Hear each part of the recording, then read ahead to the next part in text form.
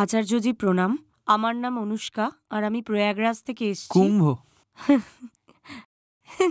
এটাই। হ্যাঁ স্যার, তো এই বছর মহাকুম্ভের মেলা শুরু হবে, তার জন্য প্রস্তুতি চলছে।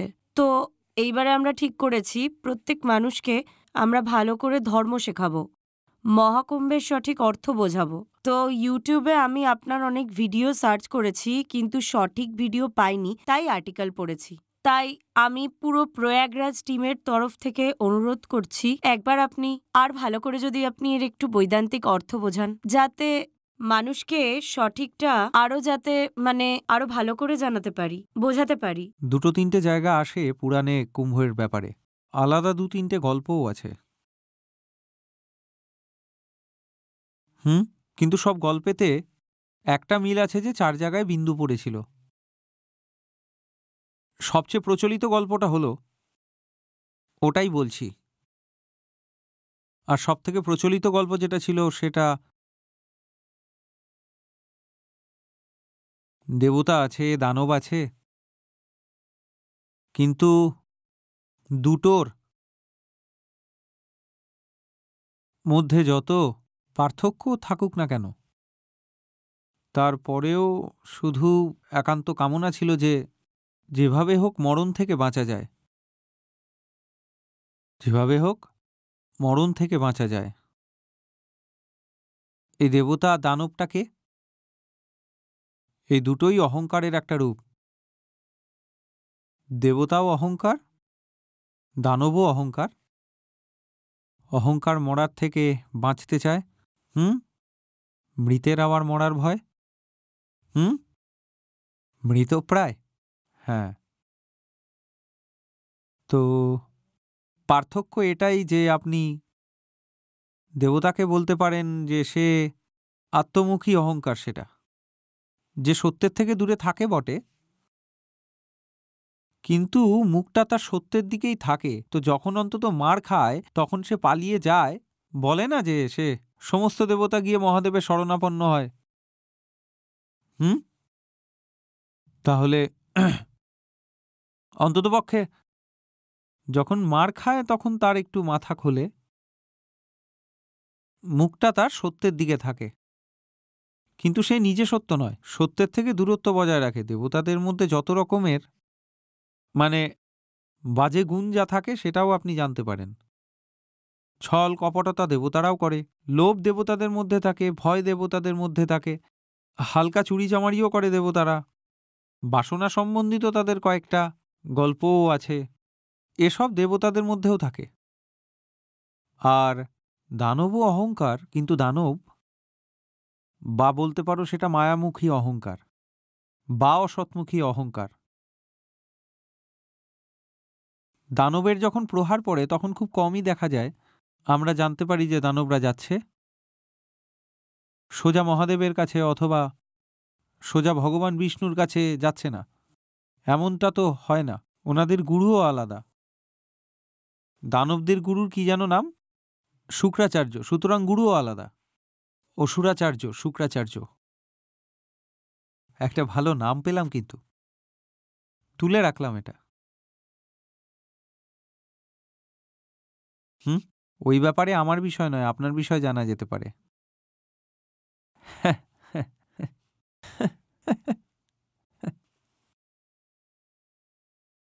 তো এমনিতে তো তারা ঝগড়াঝাটি করতো, কিন্তু একটা বিষয় তারা কিন্তু তাদের মধ্যে ভাব ভালোবাসা হয়ে যেত। বলছে আমরা কোঅপারেশন করব, সহযোগিতা। কোন বিষয়? যে কোনো রকমে অমর হতে হবে। তো এরা অমর হতে যায়, আর বিষ্ণু তখন তাদেরকে বলে যে এটা যে পুরো সাগর, সমুদ্র, এর নিচেই কোথাও অমৃত আছে। তো এটার মানেটা কি? স্থল খুব ছোট, আর যে জলমগ্ন ক্ষেত্র সেটা বড়। দেব আর দানব দুজনেই স্থলের মাটির সমস্তটাই ভোগ করে নিয়েছিল, কিন্তু তারপরেও ওদের মধ্যে লোভটা ছিল, মৃত্যুর ভয়টাও ছিল। তো যেটা বড় ক্ষেত্রটা ছিল সেটা বাইরের কিছু ছিল না যেটা দেবদানব ভোগ করেছিল, সবটাই অভ্যন্তরীণ।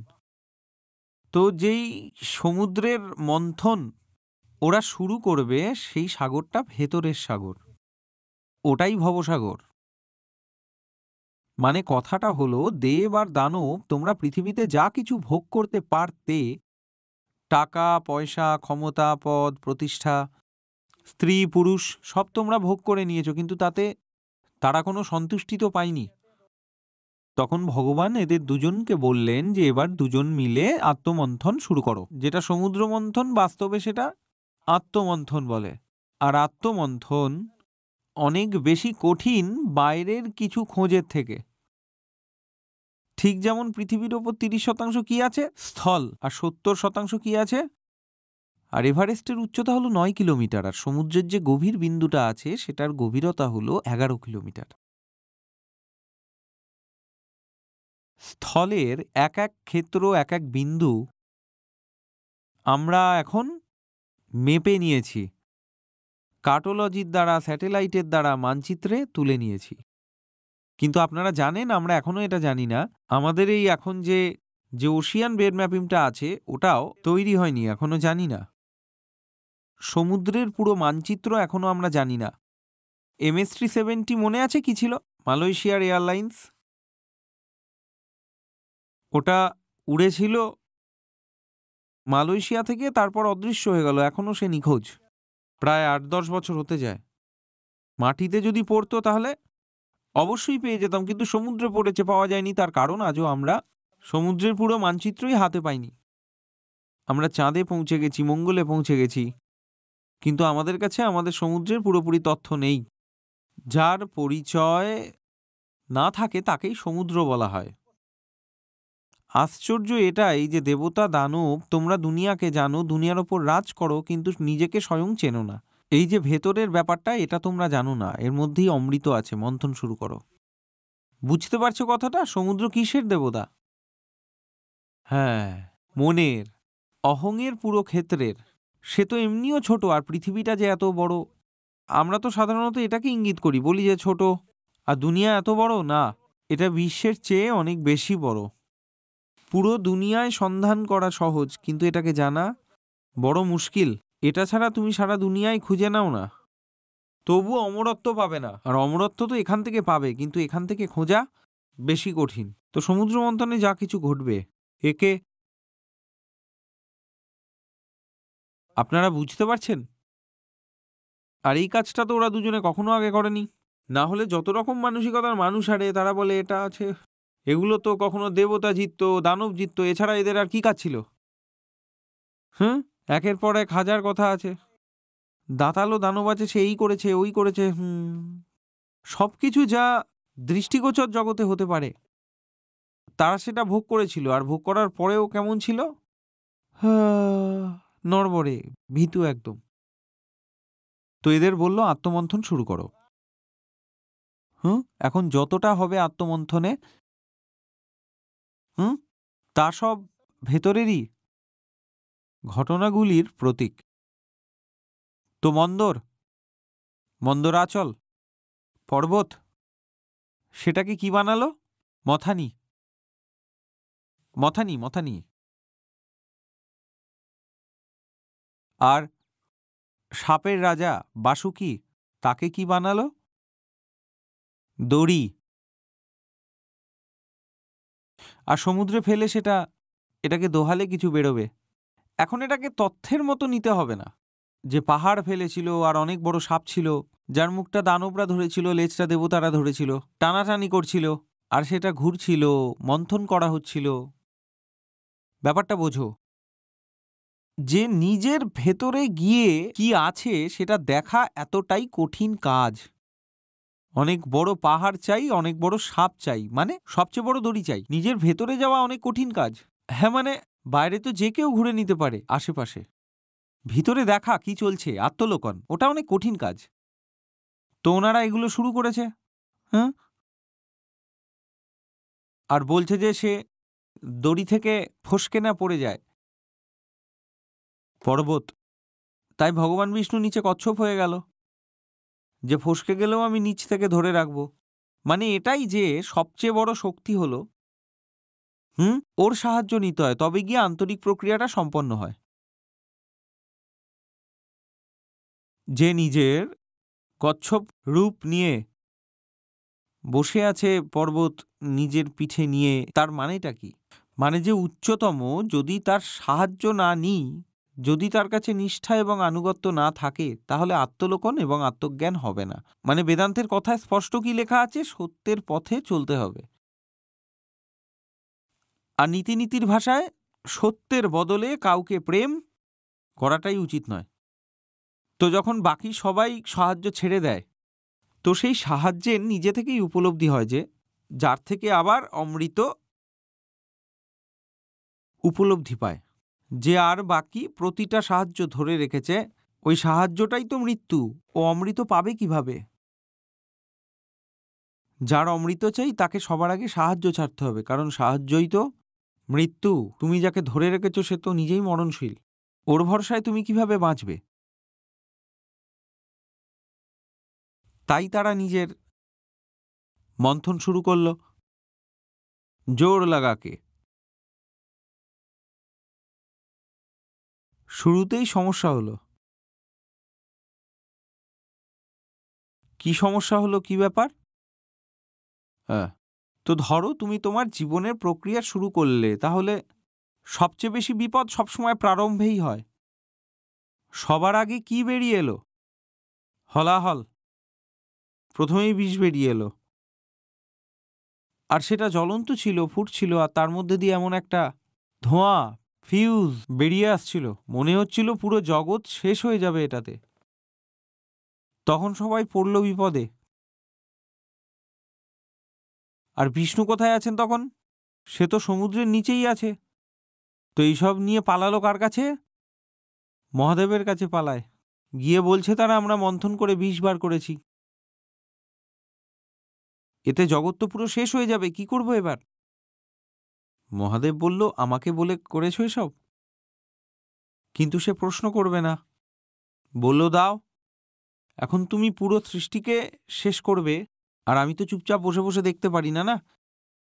সৃষ্টিকে ধ্বংস করার কাজ তো, আর আমার এই কাজের জন্য তো আমি বাচ্চাদের বলবো না, না? যখন করব আমি করব। বললেন দাও। উনি গিলে ফেললেন, না সমস্ত যা ছিল এইখানে তার বসে গেল। তখন নাম হলো নীলকণ্ঠ। মানে আমরা তারাই যারা বিষকেও ধারণ করতে পারি। বিষকে আমার প্রাণ এবং মনকে স্পর্শ করার অনুমতি না দিয়েও। এটাই শিবত্ব। আমি বিষকে ভয় পাই না, বিষকে সেই ভয় পায় যার মৃত্যুর ভয় আছে। আমি তো নিজে থেকে এগিয়ে এসে বিষ খেয়ে নিই। এটাই শিবত্ব। বুঝতে পারছো? আবর্জনা। আমরা নোংরা থেকে পিছপা হই না। পৃথিবী যেই নোংরা থেকে ভয় পেয়ে যায়, আমি বলি দাও আমি ধারণ করে নেব, আমি ধারণ করে নেব। কারণ তুমি ভয় পাও যে তুমি নোংরা হয়ে যাবে। তুমি নোংরা হয়ে যাবে কারণ তুমি নোংরাই। আমরা ভয় এই জন্যই পাই না যে আমরা যতই নোংরায় নামি আমাদের গায়ে নোংরা লাগে না। আমরা শিব, তাই আমরা নির্ভয় নোংরায় নামতে পারি। কথা কি বুঝতে পারছো? অহংকারের ওপরই প্রভাবটা পড়ে, আত্মার ওপর তো পড়ে না, না? তাই সঙ্গতির খেয়াল কার রাখা উচিত? অহংকারকে। যে আত্মস্থ আছে সে তো ইচ্ছা করেই কুসঙ্গতিকে বেছে নেয়। কিসের জন্য? পরিষ্কার রাখার জন্য। বলছে দাও, দাও সব বিষ আমায় দাও। এখানে বেঁচে গেছেন তাই দৌড়ালেন। এখন শুরুতেই বিষ বেরিয়ে এলো, তার কি মানে? এটার অর্থ এটাই যে যখন আপনি কোনো আধ্যাত্মিক প্রক্রিয়া শুরু করেন, তো সবচেয়ে বেশি বিপদ প্রারম্ভেই হয়। সবচেয়ে ভালো বিষ একদম শুরুতেই পাওয়া যায়। আমি উদাহরণ দিচ্ছি। যে মানুষগুলো গীতা সমাগম ছেড়ে ছেড়ে পালায়, তাদের মধ্যে ৯০% যারা যুক্ত হওয়ার পর ১ কি ২ মাসের।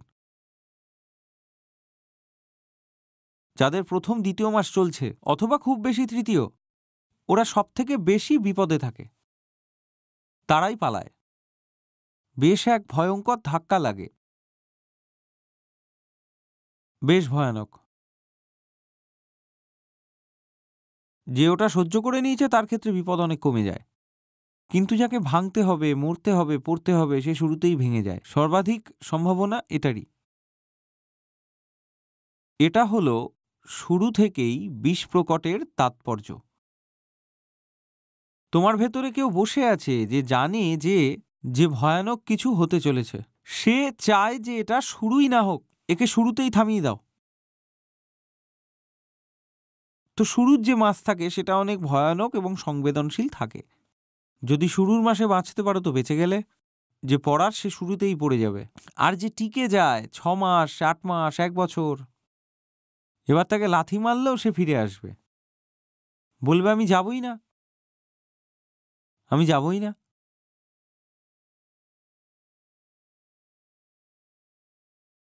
কি ঠিক আছে? যেটা তখন হয়েছিল সেটা আজও হচ্ছে, কি করব? হুম?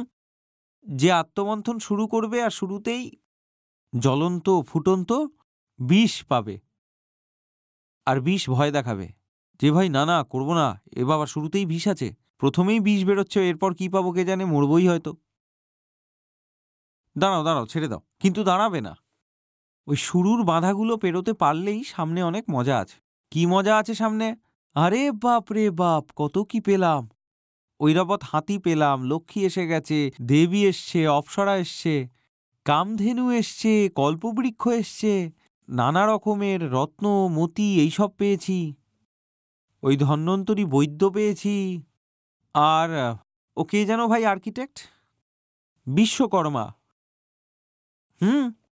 দেব শিল্পী বিশ্বকর্মা এসে গেলেন। এই সব কিছুই একের পর এক বেরোচ্ছে, গুডিজ।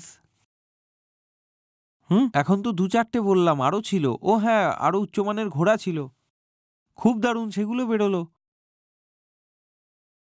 কি কি না বেরোচ্ছে! 14টা ঐরাবত হাতি, এই ধরনের 14 রকম একের পর এক ভাস্কর্য প্রকট হচ্ছিল। এর থেকে কি আশা করেন? দেখো, ভেতরে তো মায়া আছে। যখন আত্মমন্থন শুরু করতে চাও তখন সে থামায় ভয় দেখিয়ে। সে প্রথমেই তাহলে কি দিল? বিষ। তারপরে সে থামায় লোভ দেখিয়ে। তো সে অনেক ভালো ভালো জিনিস দিয়ে দিল, অপ্সরা দিয়ে দিল, গরু দিয়ে দিল, টাকা দিয়ে দিল, পয়সা দিয়ে দিল। বলছে এবার তো দাঁড়াও, আর আগে যেও না, এবার তো থামো, অনেক তো ভালো ভালো জিনিস পেয়েছো, আর আগে কোথায় যাবে? অমৃত নিয়ে কি করবে? অমৃত মানে আত্মা, মৃত্যুর মা অমৃতম গামায়া, তাতে। আর অমৃত, অমৃত মানে আত্মা, আত্মা ছাড়া তো কিছু হবে না।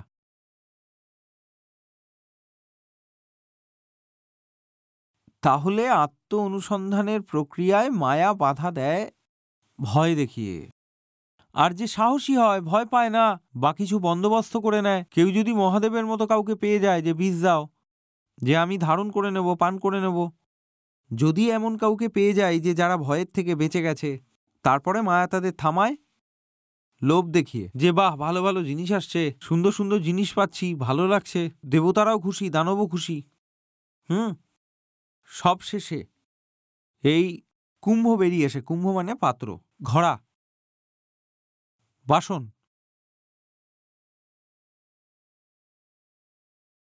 তা বেরিয়ে আসে। এটাই আসল জিনিস ছিল, সেটাই বেরিয়ে এসছে। এবার শুরু হয় মার জুতো ছোঁড়াছুড়ি। দুজনের মধ্যে তো অহংকার আছেই। দেবতা আর দানব দুজনেরই সমান বৃত্তি উপস্থিত। তাই ইন্দ্র তার ছেলে জয়ন্তকে ইশারা করে যে বাবু তুই নিয়ে পালিয়ে যা। সবাই এখন মোটামুটি ব্যস্ত, মিশন সাকসেসফুল। সে তো নিয়ে পালালো আর দেবতারা জিতছে। ব্যাস, দানব দেখে নিল এই তো বেইমানি শুরু। তারা তার পিছু নিল আর তাকে জাপটে ধরে। ওকে জাপটে ধরাতে সবাই দেখতে পায় ওটা দেবরাজ ইন্দ্রর ছেলে, তাই দেবতারা আসে, তার পক্ষে এসে দাঁড়ায়। তাই লড়াই শুরু হয়। 12 দিন ধরে যুদ্ধ চলেছিল। এই 12-র জন্যই বলা হয় কুম্ভ 4টে নয় 12টা হয়। বলে 4টে পৃথিবীতে হয় আর 8টা স্বর্গে হয়। হ্যাঁ, বলে 12 দিন ধরে লড়াই চলেছিল দেবতাদের, 1 বর্ষ মানুষের একদিন। হ্যাঁ, মানুষের 1 বর্ষের বরাবর হয়। তো 12টা কুম্ভ হয়, 4টে এখানে পাও আর 8টা স্বর্গে, ভিআইপি। তো এবারে যুদ্ধ হচ্ছে, যেখানে যুদ্ধ হয় বেশিরভাগ সময় দানবেরাই জিতছিল। হুম, দেবতা মার খাচ্ছিল। আবার কখনো দেবী বাঁচাতে আসে, কখনো অন্য কেউ আসে, এদের তো এটাই লেগে থাকে। তো এখনো পর্যন্ত ভগবান বিষ্ণুও একটু ফ্রি হয়েছিলেন, মুক্ত হয়েছিলেন। এতক্ষণ কি যেন হয়েছিলেন? কচ্ছপ। যা হওয়ার তো হয়ে গেছে। তারপর উনিও এলেন, এসে দেখলেন আবার মার খাচ্ছে। দেবতারা বলছে, এ কি রে? ফের কচ্ছপ থেকে হলেন মোহিনী। হুম, সবাই মিলেই বেচারা দানবদের সাথে অনেক বেইমানি হয়েছে ওদের সাথে। তো মোহিনী হয়ে লোভ দেখালেন, নাচতে শুরু করলো। তারপরে ওরাও সবাই, যত অসুর ছিল তারাও নাচতে লাগলো। আর সেই সময় যে কুম্ভ ছিল সেটা তো দেবতাদের দিকে সরিয়ে দিল, যে নাও তোমরা খেয়ে নাও, যতক্ষণ আমি এদের নাচাচ্ছি। তো একজন ছিল তাদের মধ্যে, কি নাম ছিল তার? রাহু। হ্যাঁ হ্যাঁ, ওই যে গ্রহণ লাগায় আমাদের। তো সে দেখে নিল যে এটা তো প্রতারণা। তখন সে ভাবল, তুমি মোহিনী হলে আমিও দেবতা হতে পারি। সে দেবতা হয়ে গেল আর অমৃত পান করবে। এই সব কিছুর মানেটা বুঝো। যেটা বেদান্তে দীক্ষিত আছে তার এক একটা কথা বুঝতে পারবে যে তার কি মানে। সে ভাবল যে সে পান করে নেবে, তো সে হাতে নেয় এবং পানও করে, আর নিয়ে পালায় যে বাকি অসুরদেরও দেব। তো ততক্ষণে দেবতারা তার পিছু নেয় ওদিক থেকে। তো দানবরাও তার পিছু নিয়েছিল, তারা দুজনেই তাকে ধাওয়া করছে। তো বেচারা ঘাবড়ে গেছে, এত ঘাবড়ে গেছে বলেই তার হাত কাঁপছিল। তো উড়ছিল ওর আকাশপথে, তাই 2-1 ফোঁটা এদিক ওদিক পড়েছে 4 জায়গায় নদীর ধারে। ফের সেখানে এখন কুম্ভ হয়, তারপর তাকে ধরাও হয়। ততক্ষণে কি হয়ে গেছিল? অমর হয়ে গেছিল। তাকে ধরা হয়েছিল, কাটা হয়েছিল। আর যখন সেই সব কাণ্ড কারখানা হচ্ছিল সেখানে সেখানে চন্দ্র আর সূর্য আলো দিচ্ছিল, যেমন ঠিক চোর ধরার সময় টর্চ জ্বালা হয় না, ওরকম। যখন কেটে দিল, সে বলছে যে তুমি যেমন আমায় কেটেছো আমিও তোমায় কাটবো। তখন সে গ্রহণ করে, সূর্যগ্রহণ, চন্দ্রগ্রহণ, এই তুমি ধরিয়ে দিয়েছিলে। তো বছরের একদিন আমি তোমায় খেয়ে ফেলবো গল্প। এটাই হলো তার পুরো কথা। তাহলে আসলটা কি? অমৃত কেন্দ্রে আছে এই গল্পের। অমৃত কেন্দ্রতে আছে। আর এই অমৃত কোথা থেকে পাবো? আত্মমন্থন থেকে। যে যতটা নিজেকে চিনতে থাকবে ততটাই সে নিজের থেকে, মানে মৃত্যুর থেকে মুক্তি পেতে থাকবে। আমরা যেটা হয়ে আছি সেটাই আসলে মৃত্যু। যেটা আপনি নিজেকে ভাবেন না সেটাই হলো মৃত্যু। আর যতটা আপনি নিজেকে জানতে থাকবেন, চিনতে থাকবেন, ততটাই মনে হবে যে আপনি একদম ব্যর্থ, আমি যেন কিছুই না, অপদার্থ, নীতি। অমৃত মানে কিছু পাওয়া নয়, অমৃত মানে মৃত্যুর থেকে মুক্ত হওয়া, এটাই অমৃতত্ব। মৃত্যু থেকে মুক্তি পাওয়া। যে বিষের কাছে থেমে যায় সেও মৃত্যু থেকে মুক্তি পাবে না, আর যে রত্নের কাছে, কামধেনুর কাছে, কল্পবৃক্ষর কাছে থেমে যাবে সেও মৃত্যু থেকে মুক্তি পাবে না। যে নিজের যে কোনো মিথ্যা পরিচয় আর তার থেকেই ফিরে পাওয়া কামনাতে থেমে যায়, সে মৃত্যুতেই ফেঁসে থাকবে। এটাই হলো কুম্ভের গল্প ও মর্ম। যেটা তুমি এবং তোমার কামনা আছে সেটাই হলো মৃত্যু। হতে পারে এটাও আপনার কামনা যে আপনি মরবেন না, কিন্তু আপনি আসলে যেটা, ওটা স্বয়ং মৃত্যু। তাই নিজেকে বাঁচার জন্য সে অনেক রকম পথ অনুসরণ করে।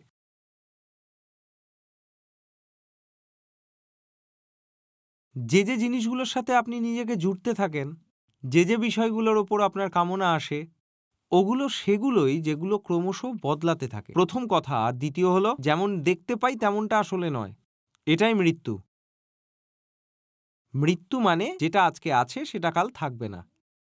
আর আমরা যে যে বিষয়গুলোর সাথে সংযুক্ত থাকি সেইগুলো সবই ওরকম। যা আজ দেখতে পাচ্ছি সেটা তো কাল থাকবেই না, তেমনটা তো সে আজও তা নয়, এটাই মৃত্যু। তো নিজের অজ্ঞানকে কাটানোই হলো অমৃত। যে নিজের বিষয় এবং দুনিয়ার বিষয় যা কিছু মান্যতা রেখেছে ওই সব মান্যতাকে কাটানোর নামই হলো অমৃতের অনুসন্ধান।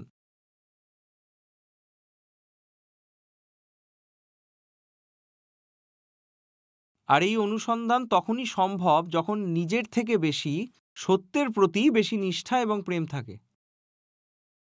দেবতা আর দানবের মধ্যে এটাই পার্থক্য যে দেবতারা সত্যকে শুনে নেয়, নিজের থেকে বেশি তারা মহাদেবের শরণাপন্ন হয়, এই জন্যই তারা দেবতা। না হলে একই বৃন্তে দুটি কুসুম, এগুলো জানেন তো নিশ্চয়ই। একই মায়ের দুই সন্তান, একটা দেবতা একটা দানব। স্পষ্ট হচ্ছে কথাগুলো? গল্পের সব অংশই তার নয়, যার খুব বেশ অনেক কালজয়ী অর্থ আপনাকে বলা যেতে পারে। এবার তোমরা বলবে 4 বিন্দু 6 বিন্দু নয় কেন? তো এটা তো কোনো মানে হয় না যে 4 মানে 4, যার মনে হলো সে বলে দিল। তো এটাই আবার এটা বলো না যে 4 মানে হলো চালাকি। জোর জবরদস্তি টেনো না। তাতে যতটা মর্মার্থ ছিল আমি বলে দিয়েছি, বাকি সব এমনিই হয়। কথায় আছে না, সব জিনিসেই কিছু থাকে যেটা কাল সাপেক্ষ হয়, আর কিছু হয় কাল নিরপেক্ষ হয়। এবার বলো, এতগুলো যে পর্বত আছে, মন্দরাচলকেই কেন ধরল? আরও তো অনেক ছিল, অন্য কিছু কেন করল না? তার কোনো উত্তর নেই। এইসব কালসাপেক্ষ কথা, এইসব ব্যাস কন্টেক্সচুয়াল কথাবার্তা, যার কোনো কাল অতীত অর্থ বা মর্ম নেই। আর যার কাল অতীত মাহাত্ম্য আছে সে হলো অমৃত। আর এই যে অমৃত আসে বিষের পরে, অমৃত আসে প্রলোভনের পরে।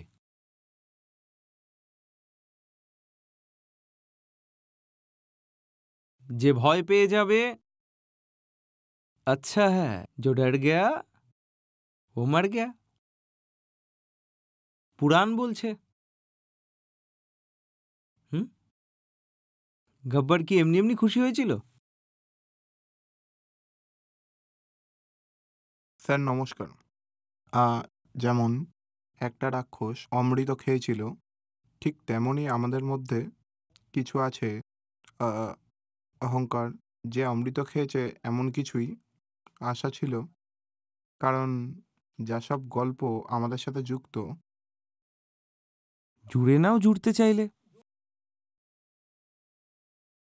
অন্যদিন অন্য মুডে হয়তো আমিও জুড়ে দিতে পারি। মানে আমার তো মনে হয় না যে তার কোনো মাহাত্ম্য থাকবে। ওই সব কথা যে সমস্ত দেবতা দানব মিলে তার পিছু করছিল, আর 4টে ফোঁটা পড়েছে 4টে জায়গার ওপরে। তখন রাহু কেতু গ্রহণ টেনে টুনে এরও কিছু মানে বানানো যেতে পারে, কিন্তু যেটা আসল মানে ওটা ধরে রাখা উচিত। এমনি গল্পটাতে অনেক কথা আছে, আর গল্পটা তো শেষও করতে হবে। গল্পটা শেষ করতে হবে, তাছাড়া তো অনেক কথাই আছে। বাকি তো মন, বেদান্ত। মন যেখানে ইচ্ছা লাগতে পারে। আপনার হাতে ওটা মাইক নাকি? ওটা উপযোগিতা।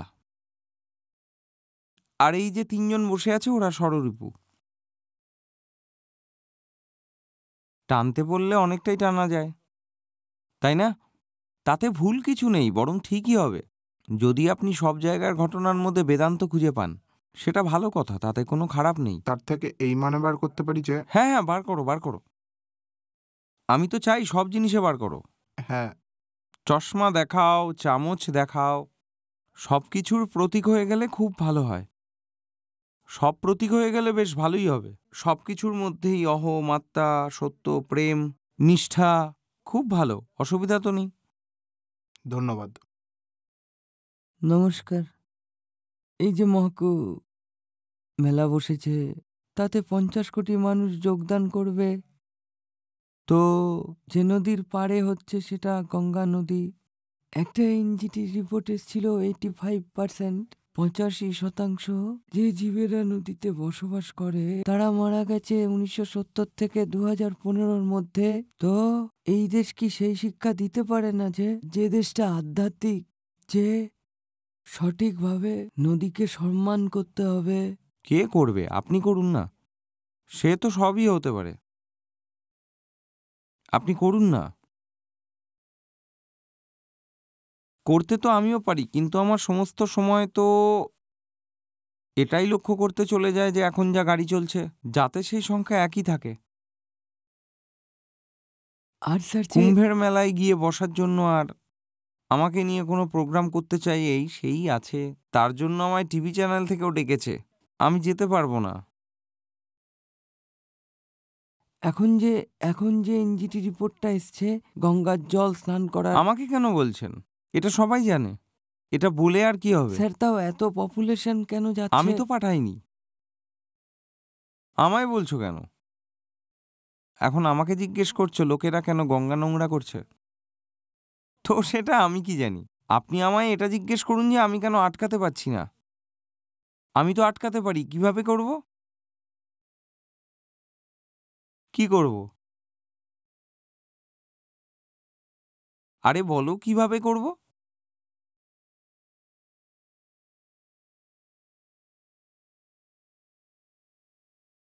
যতটা ভয় নিয়ে আপনি বেঁচে আছেন, এটা না হয় যে আপনার নিজের ওপরেই না দোষ নিতে হয় যে দেখতে হবে যে সুযোগ ছিল কিন্তু নিজেরাই সেই সুযোগে সর্বনাশ করেছেন। এক তো হয় সুযোগ হারানো, আরেকটা হলো সুযোগে সর্বনাশ করা। স্যার একটা কথা পপুলেশন নিয়ে যা বলার ছিল, মানে একজন প্রমুখ ব্যক্তি আছেন, উনি বলছেন 2.1 ফার্টিলিটি রেট কমে যাচ্ছে, হিন্দুদের জন্য তা ঠিক নয়। আহ, আপনি কেন জিজ্ঞেস করছেন বলুন তো এসব? বুঝতেই পারছি না আমি। বুঝতে পারছি না। যারা বলে কেন বলেছে সেটাও জানেন, ওরা কেন বলছে সেটাও জানেন, তাহলে আমি কেন আপনাকে বলবো? সে আমি সব কিছু হয়তো আটকাতে পারবো, বোঝাতে পারবো, যদি আমাকে সময় ও রিসোর্স দেওয়া হয়। আপনি এসে আমারই বক্তব্যগুলোকে আমার সামনেই লঙ্ঘন করবেন? তাতে এমন কি হয়ে যাবে যে দুজন একে অপরকে বলছে ভুল হচ্ছে, ভুল হচ্ছে, এটা বড় ভুল হচ্ছে, ভুল হচ্ছে, খুব খারাপ হয়ে যাবে। তাতে এমন কি হবে? যেটা আপনি আমাকে বলছেন ওটা নতুন করে আমাকে আর কি বলছেন? আমিই তো বলেছি নদী নোংরা হচ্ছে, সেটা আমি আপনাদের বলেছি। ধর্মের নামে যে মূর্খতা হচ্ছে সেটা আমি আপনাদের বলেছি, তা আমাকে কেন বলছেন? আপনি এটা বলুন না যে আপনি আমার সাথে এসে কি দাঁড়াবেন? এসব জিজ্ঞাসা করো না যে দুনিয়া বাজে। আপনাদের তো পৃথিবী খারাপ লাগে না, সেটা যে খারাপ সেটাও আমি আপনাদের বলেছি।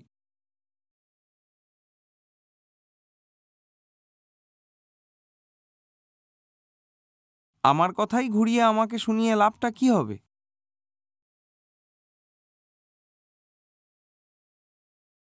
আমি আপনাদের সম্বোধন করছি, ইউনাইটেড নেশনকে কেন সম্বোধন করছি না?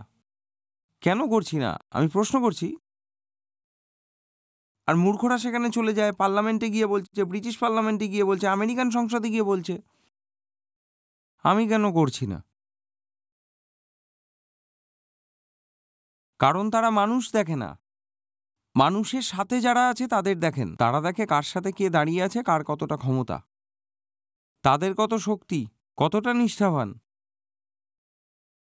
আর কেমন দ্বিধাহীনভাবে সামনে এসে বলছে হ্যাঁ আমি সাথে আছি।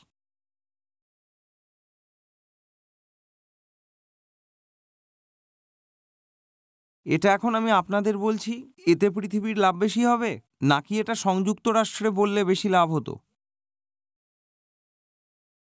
কিন্তু বলবো কিভাবে বলুন?